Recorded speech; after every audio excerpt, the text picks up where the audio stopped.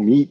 Google Meet is it's nice They compared to just Zoom. like changed it up. So like how they did it. It's like a because I think they're like it's like Google Meet versus Google Hangouts and all that stuff. All right, we're live. Excellent. Oh well, like that's meta.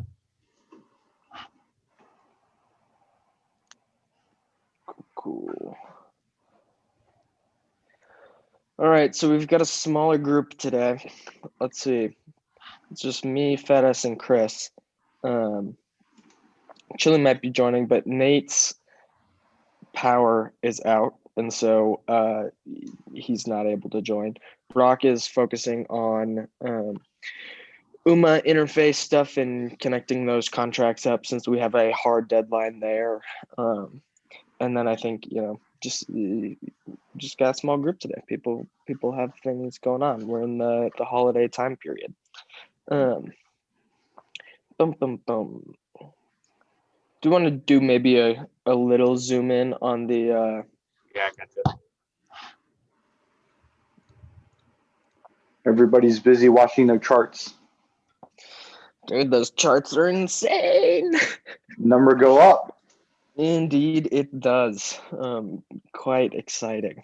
And we've got exciting YAM stuff going on.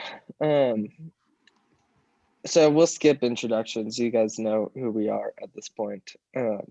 Just get into the kind of past week in governance. We on-chain switched over our index farming, so we're now continuing that farming, and that's all been executed and whatnot on chain.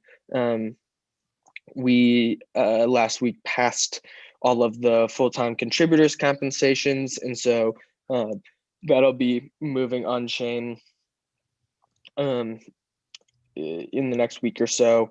And then we've also had the treasury purchase of 250k WBTC that was approved on Snapshot, so we'll get that moving on chain as well.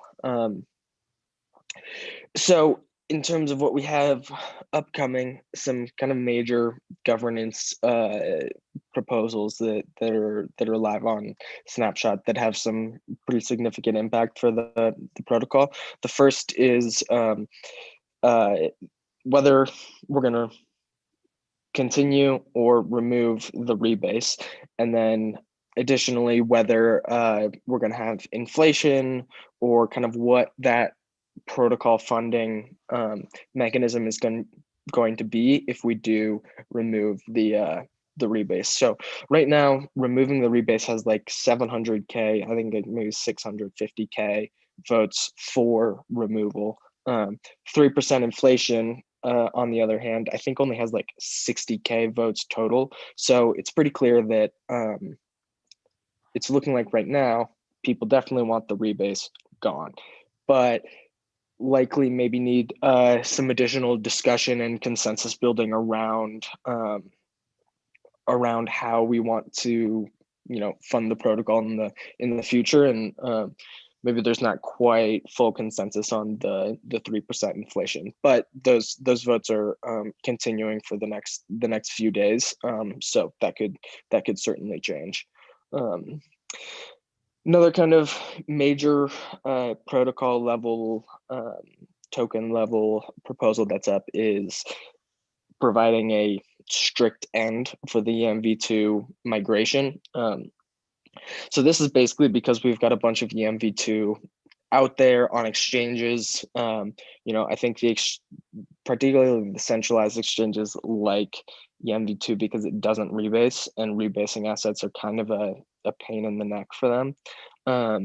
And so, if we do vote to remove the rebase, it's probably a great time to get those exchanges to actually migrate from the V2 to the V3. And so we can essentially just also kind of put a hard deadline on that. So that's up for votes. Those are kind of our main snapshot pieces. We're going to do a batched on-chain proposal that Nate has been working on that includes the token rescue for the 8,700 USDC sent to the YAM token contract, expenses reimbursement mainly to Hodl Dwan for earlier contract deployment costs, and we're going to start the YAM vesting streams to the contributors. And so the way we're going to handle the contributor compensation, just going on to that next point, is again, the vesting is going to start ASAP. And then for those who are receiving stable coin payments, that first one is going to be on January 1st, and it'll cover the previous month of December work. So that's how we're planning to execute that.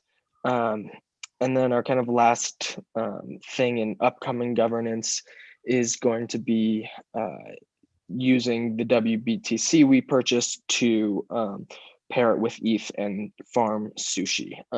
So, we're going to purchase 250K. We only have about 200K of ETH currently, though once we actually get to that point, who knows what those numbers are going to look like. But we're basically going to use the WBTC and ETH that we have to farm sushi. So that'll kind of increase our sushi revenue, which I think is already, we're, last I checked, up to close to $60,000 in sushi revenue since we started farming it via the incentivizer. So that's a nice, pretty nice sustainable revenue stream we have there.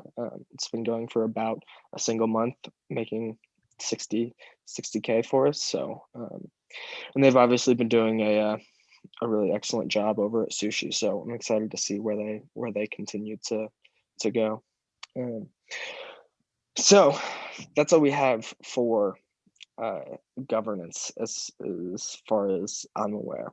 So I Hey, Jim. know people are going to ask, but when are we? Hey Jim, when are we going to? So how many days left are on the two proposals for the Ingri base and the EM migration votes?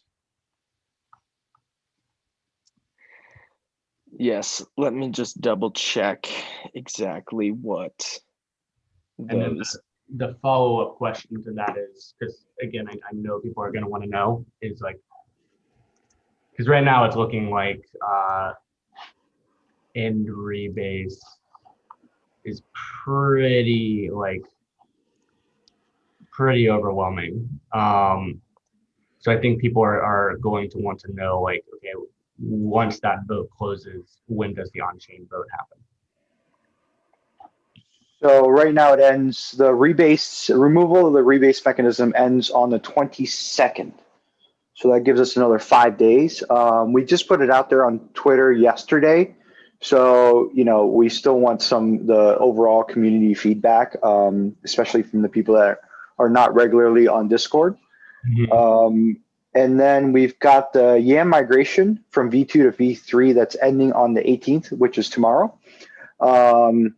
That we will kind of figure out as a whole with the community when's a good time to end that, because we definitely don't want to do it too soon, just because it's going to cause problems with the people that don't know about it or haven't heard about it. So we definitely want to give a fair amount of lead time to everybody, just so that they can migrate their tokens. As far as the inflation one, it also ends on the 22nd.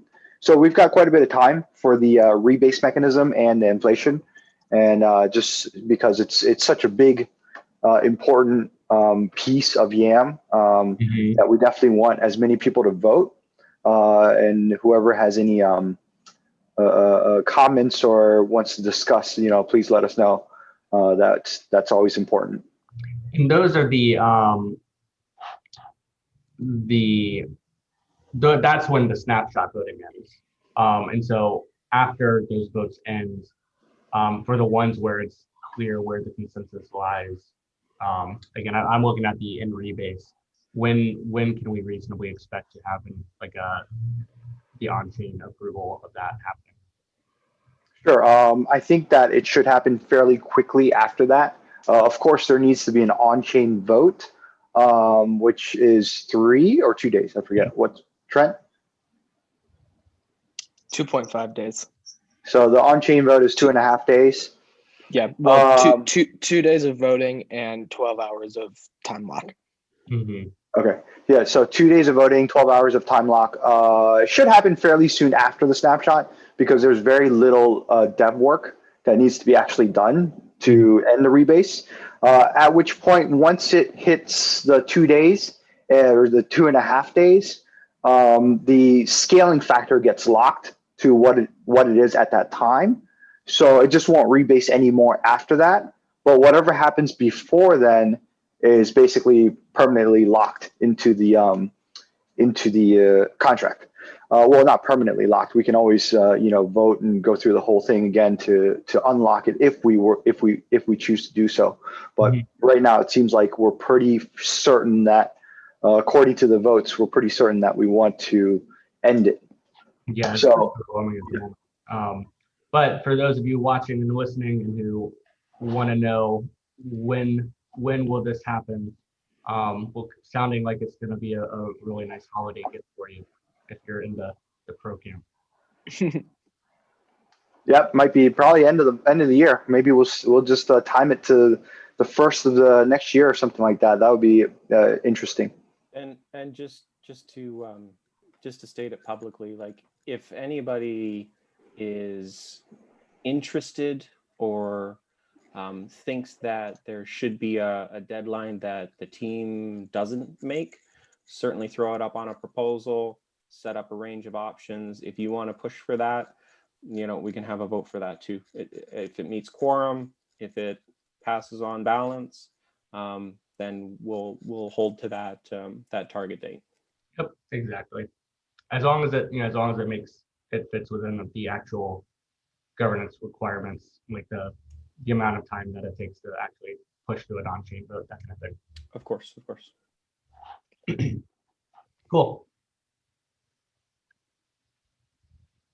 Should we? Yeah, and then with the migration end, I think like the current snapshot, it's basically just like set an end to migration. So I think Daddy Piggy had a fairly nice way of in his initial proposal on the forum, had a kind of way of like slowly phasing it out with, like, depending on when you actually migrate, you get a certain percentage of your full value. I don't know if that's something we want to do. It might just be like too technically difficult. We might just say, like, in a month all V2 needs to be migrated, or the migration ends.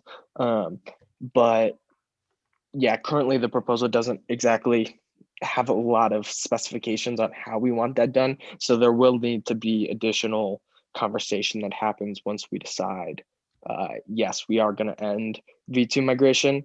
Okay, now how exactly do we want to do that? And then let's gain consensus around that with Snapshot, and then can start to execute it on chain. And I guess one other question regarding that, because I know it's confusing for some people, and I've heard it both ways, and so I think just to clarify for people, the migration vesting, um, has that vesting period already happened? So like if I were to migrate now, let's say I have V2 and I were to migrate now, do I get access to the full amount that I would be owed of EMV3, or do I have to go through that 30-day vesting period? You would be fully vested. So all of the vesting is complete in 2 days. So there was and the only thing that is still vesting, 2 days worth of vesting, is the delegator rewards. So those were vesting for 90 days.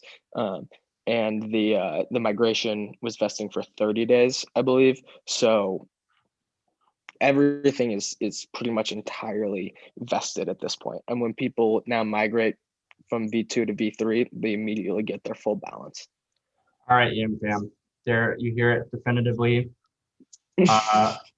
If you hear differently from other people on Telegram and WeChat and everywhere else, just give them a friendly Yam fam correction, because you heard it here first. That's how it works. Indeed. Friendly. Be nice to each other. Okay, cool. So getting into the protocol update, I mean, this is what we've been talking about. This rebase and inflation. I think it will be interesting to see how the inflation voting continues, because right now it has not reached quorum, and maybe it won't. I think it's clear that maybe people want a little more discussion, and a little bit more rigorous analysis of exactly what that best way to fund the treasury is. So that'll be interesting to kind of see develop. We also have the Great Yam Wall, which we have a funding amount percentage of the treasury that's essentially been earmarked to serve that Yam Wall function. We have not done the dev work to get it there, essentially. This is maybe something that we want to put an open bounty on, because frankly, I think our development resources are better spent in other areas. Product development, treasury management, kind of mission critical things in the near term, as opposed to the Great Yam Wall, which is a key piece of infrastructure for the protocol, but like not really going to be needed in the near term, as long as we're so far above our current treasury value. So that's kind of something to just keep in the back of our minds, is how we can marshal the resources towards that, and what's the kind of best way to do that.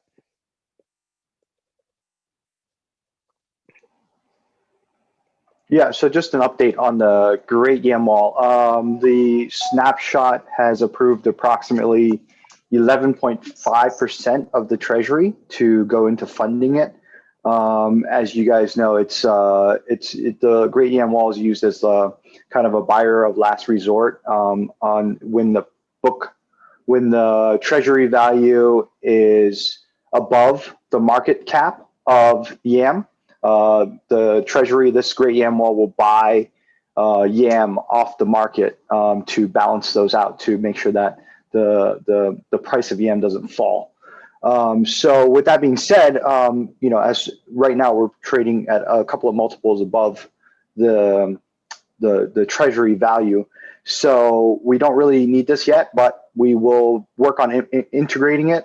And as we said in the snapshot and the proposals, this would be done after our dev work on the other items that are more pertinent, or we might be able to shift it off into a bounty of some sort. So if you guys have anybody that's decent at smart contract work, it's not a huge, very complicated system for this work specifically. So if you have anybody that might be able to do it, please let us know. Reach out. We'd love to talk and also help some developers as well. Trent. Cool. Go on to the marketing update.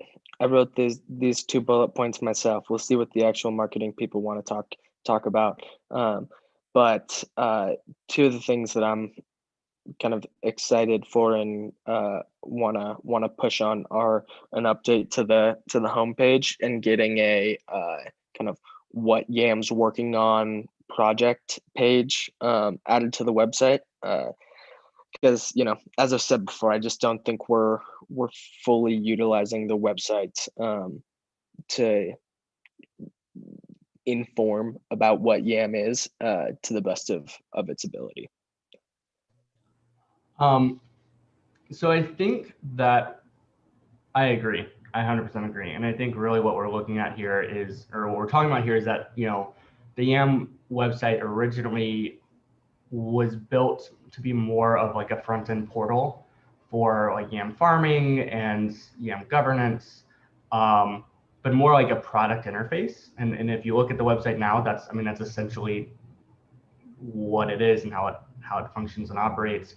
And then as our community has evolved and developed and become more sophisticated, we're finding that like, okay, we have broader needs now, and we do want this website to be more of a central hub for people to get information about what we're doing, be more easily navigatable.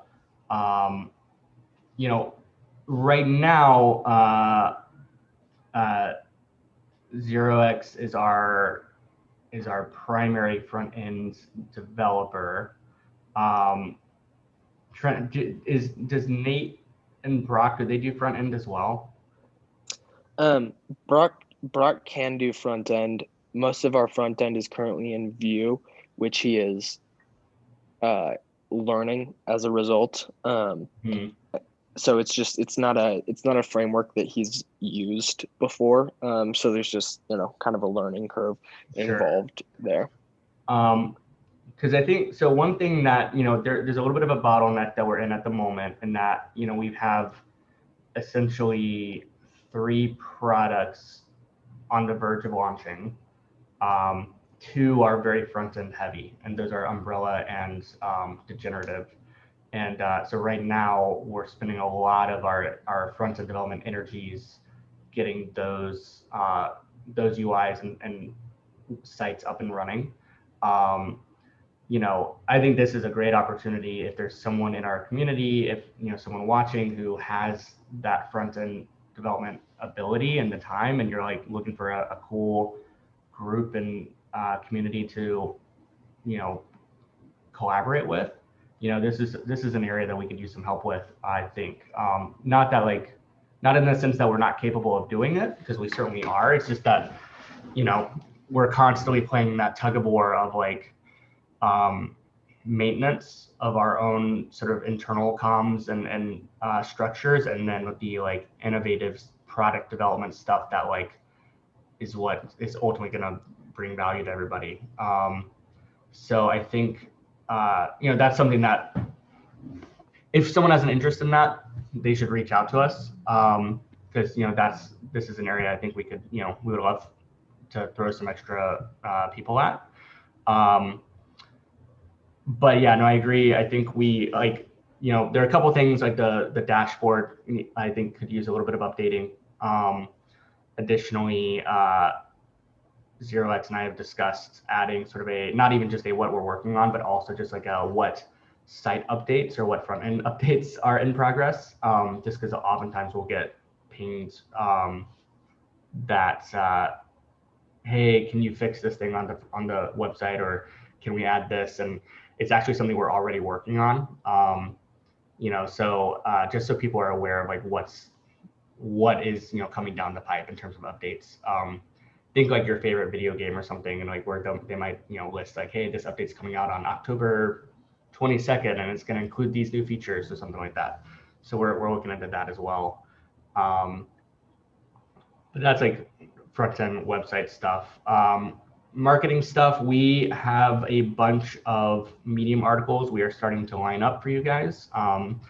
We are working up a schedule for regular updates, whether they're monthly, weekly, quarterly. We're still kind of trying to figure out what the best way to do that is, because we don't want marketing fatigue. We don't want you guys to roll your eyes every time we send out a new update.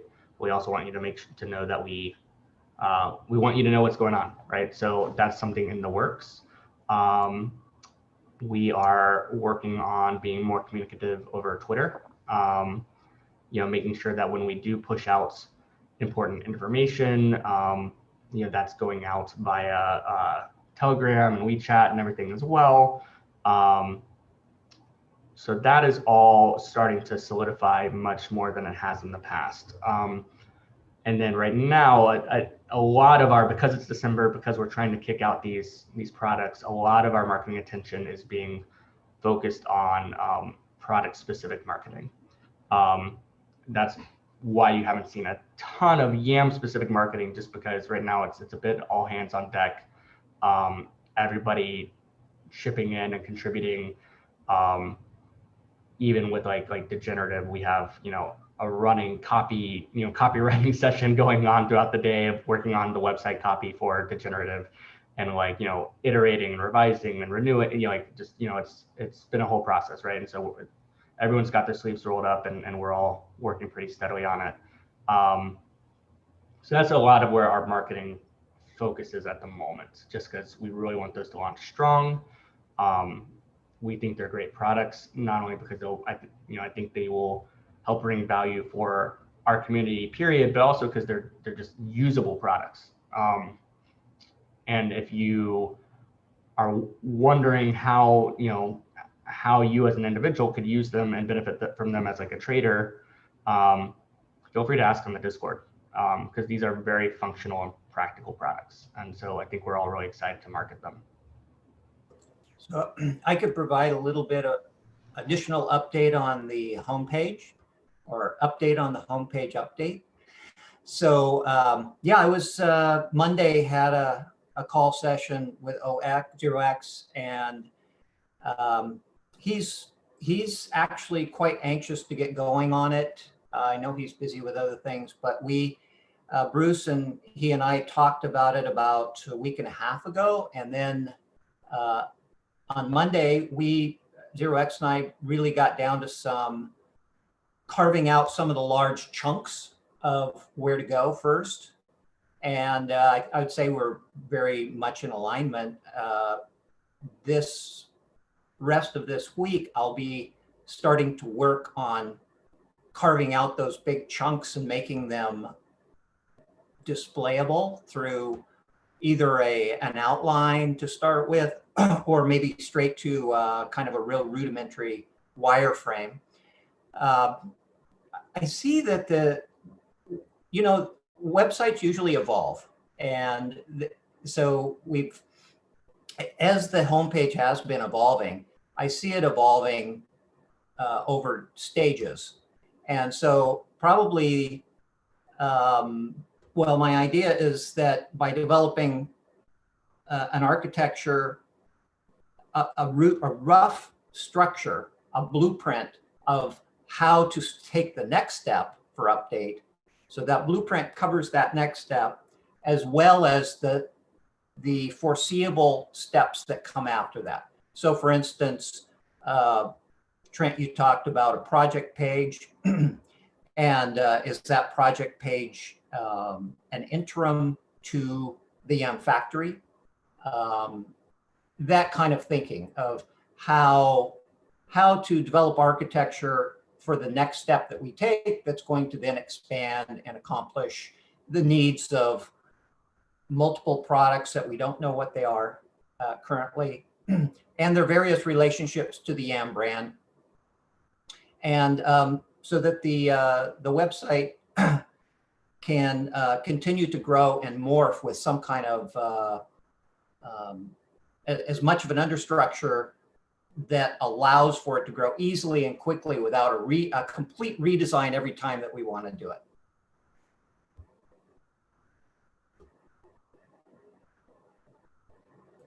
You're muted, Trent. Yep. No, I think that makes a ton of sense.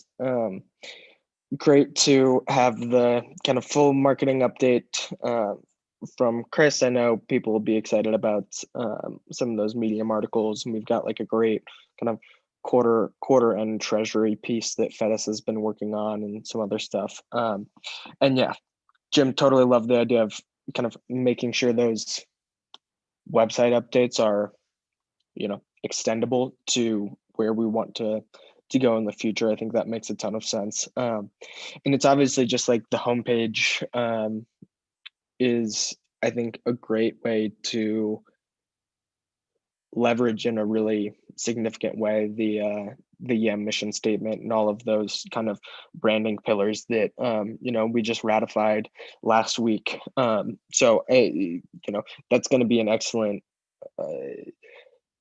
just resource for us to share what YAM is about. Excuse me, in a more serious and kind of always on way. So yeah, I'm pretty excited about those updates. Glad that you and ZeroX are well aligned on those things. ZeroX is great. Maybe someday we'll get him on the Gov call, but he's camera shy. So yeah.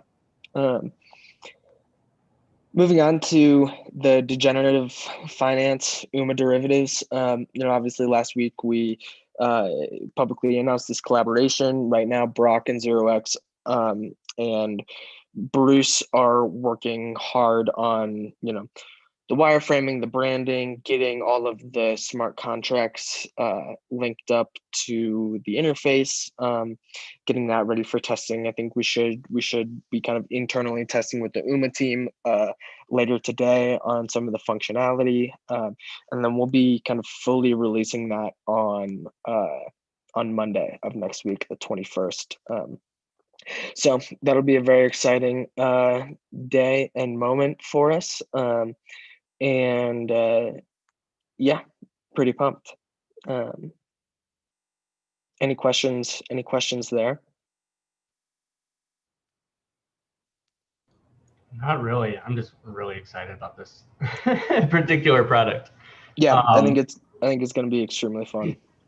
Also, one thing that I think I'd love for our community to take away from this is that with degenerative, so degenerative is a combination of it's almost like a mini umbrella of products in and of itself, because it's not just one one derivative. Like there's UGAS, which is the inaugural token that is launching under degenerative, but it's a suite of additional tokens that we'll be building on top of UMA and using their contracts. So UGAS is the inaugural launch one, and in and of itself is pretty darn cool and pretty useful. But this is something that for the data crunchers out there, the people who love to figure out how to pull information from various APIs and the chain and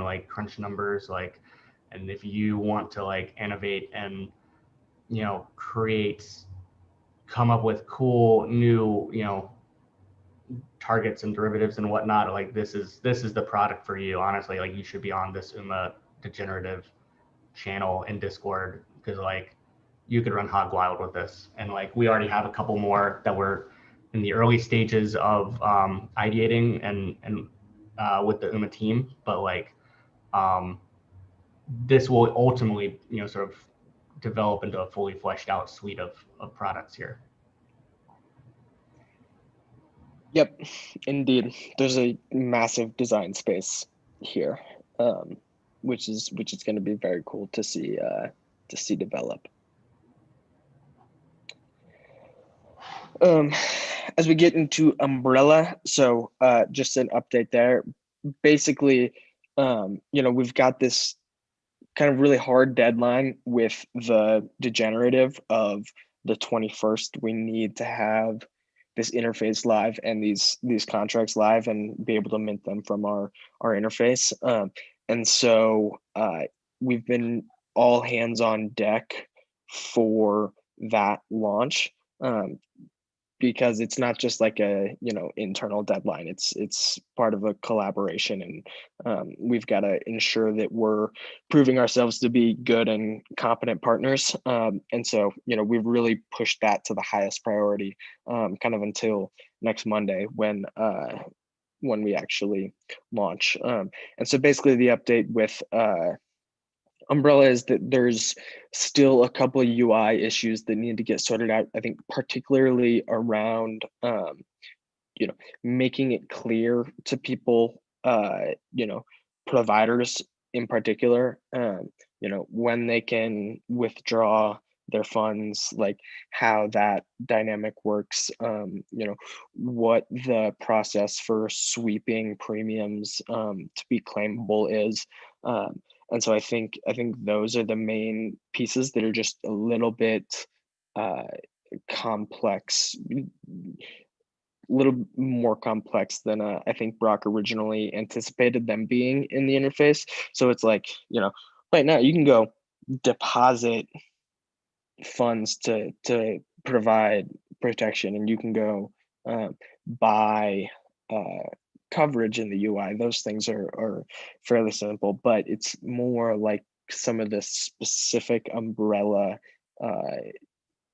functionalities and design mechanisms that are just a little bit harder to kind of make clear and functional in the UI. So that's kind of where that testing update is. It's nothing that is an actual issue. It just is taking a little bit longer to sort out, and we've had to reallocate resources to UMA to make sure that we hit that deadline. And so one of the things that we should start doing outside of the actual interface development is, again, this kind of arbitration criteria discussion, kind of how we as the YAM arbiters want to decide claims. So I've started to do some initial brainstorming on that, but I need to get that out to the broader community so that we can start that discussion in a more intensive and community oriented way.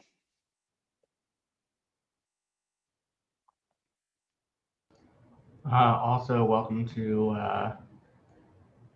the folks who just joined us here on the Zoom. We're excited that people are hopping on every so often who aren't just us. So that's cool. But yeah, so we'll, Trent, do you think we can get together like a timeline or revised roadmap for Umbrella, just because I know it's something that is being requested of us a lot? Yeah, I think an updated roadmap and timeline makes sense there. That initial one we put out was like largely to give people a sense of the steps, and was not super well informed. And now I think we have a much better understanding of exactly kind of where we are in the process and what needs to get done. So we can definitely work on that. And then, and just to clarify, I guess, why degenerative right now is so much the focus, because it has such a hard deadline. Like my guess would be, and correct me if I'm wrong, but it seems like degenerative has like a monthly cycle. So we really need to get it up and running by our deadline, really, so we're ready for that next cycle to kick through. Is that accurate?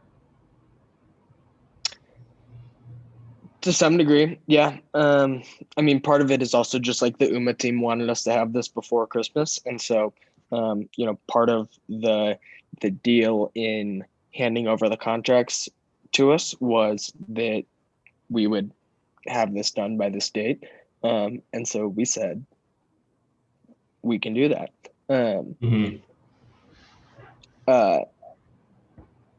But yeah, I mean, there are these monthly cycles, and so it does make sense to have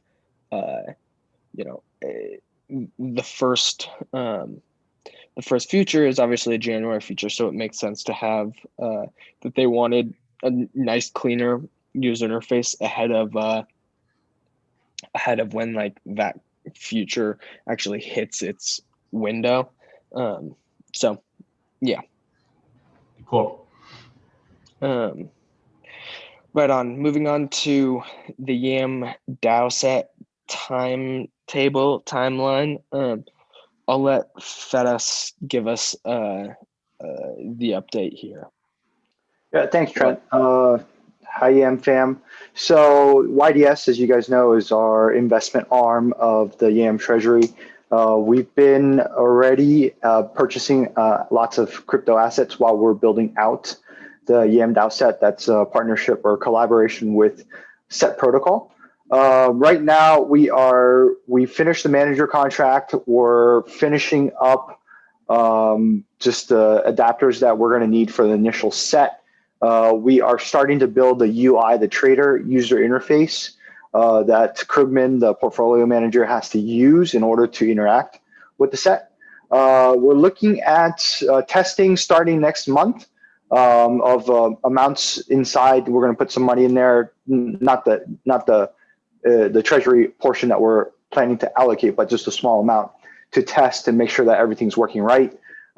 See if we can get the testing for the farming inside the set, because it's part of it's part of Set Protocol. You can't farm it like we normally do with what we're currently doing with Index. It's another layer of things that we need to account for with the smart contracts. So it just requires testing. We're planning to launch probably middle to end of January. But in the meanwhile, we're still continuing to update, and our most recent purchase is WBTC. Right now, I just put up a proposal on the forums to pair that with ETH to farm sushi. So if you get a chance, go take a look, vote on it. If it's moves fairly quickly, I can get that up for snapshot fairly quickly as well. As you guys know, everything goes through governance here. So we don't just as a team arbitrarily decide things.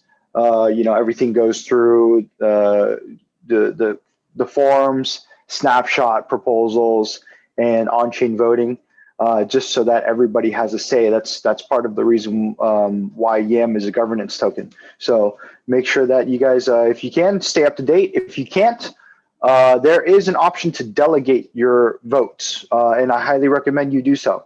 We will be adding some functionality to the website to show you to help you delegate if you want to delegate your votes to somebody else. So if you have somebody in the community that you like, that you want them to kind of push forward your votes, somebody that's active, you can delegate your votes. Right now, you can only do it through Etherscan or direct contract interaction, but but it can be done. We're still working on the functionality for it. So just stay tuned for that. That will be useful for governance voting. Let's see, Trent, anything else? Anybody, anything else?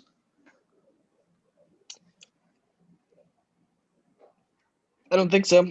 I know Ross has been working on a little updated governance flow that just kind of brings a little bit more structure in. So I'm sure we'll see that on the forum in the next week or so. And so yeah, just keep an eye on those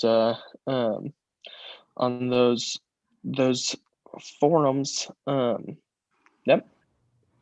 Yeah, Ross's doc is pretty great too, and we'll be passing that along because DAOs don't work very well if people don't participate, and it's hard to participate if you don't know how our governance works and functions. We want everything to be above board. We want people to know what they can expect when they participate, so that way the rules are clear and it's fair for people. So keep an eye out on that, because that'll be really useful, and we'll be propagating that material across different marketing channels and that sort of thing. I have something to add. I have been so impressed with this team and the synchronicity and the coordination that has, I think, Degenerative and a few of the other things that are going on all at once has been a big call to, it's been a big challenge. And I just saw this kind of like everybody jumped in and immediately started to work together in a very selfless and complementary way. And personally, this gives me huge, huge confidence in YAM, the core team, and those that are also providing input on the Discord. I feel like the community, I feel like we really have a community now. And it's beautiful to watch. I come from the legacy world of business, and this is just the coolest thing. I mean, it's groundbreaking. Not just YAM, this whole space and this whole DAO concept is world changing, really. And it's definitely starting to happen here at YAM now. So very cool, guys. Great work. And can't wait to see what happens.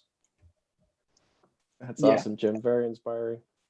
I would 100% echo that sentiment as well. It has been really cool in the past several weeks to see like just a lot of people really start stepping up and getting more involved and taking more ownership and just like making things happen. It's been really incredible. Very proud of all our contributors here. It's yeah, very fun to see. Cool. Anything else we need to cover or want to discuss? It's 10:49. We keep getting better and better at these governance calls. We're at 50 minutes. Cruise through it. That's awesome. But yeah, if there is anything else anyone wants to discuss, or we can tackle something quickly. We should maybe either do a kind of write-up post next week or our governance call on Wednesday, because next Thursday is Christmas Eve. So I know Yeah. I know I won't be on the governance call on Christmas Eve. And then the week following that is like January 31st, so like New Year's Eve. So we might just switch to like Wednesday for a couple weeks here. But we'll communicate that on the Discord. Yeah, that's a great point. I think that would work for me too. Yeah, I think Wednesday's a good day. Cool. Cool, guys. All right. Well, per usual, if you are catching this not live but later, please, if you have questions or thoughts, feel free to hit us up in the Discord, or post them in the forum. We welcome your feedback, even if we don't like it, but we want to hear it. That's how we all get better and better, is pointing out differences and challenges and issues, and then overcoming them and resolving them. And then also, if there's more content that you guys want to see here on our YouTube channel, things that you think are aligned with what YAM is about and you would love to see us kind of tackle, or even just like information that you would like presented in video form that can live on this channel, feel free to reach out as well, or you can reach out to me specifically. But post in the forum or the Discord. Right now, the governance calls are mostly what live here, but we don't want that to always be the case. So something else for you guys, a little bit more homework for you guys who are catching this later. Let me know what kind of stuff you'd like to see here. And I think that's it. Cool. All right. Thanks, y'all. Bye, guys. Thanks, Sam fam. Okay. Bye. All right. We are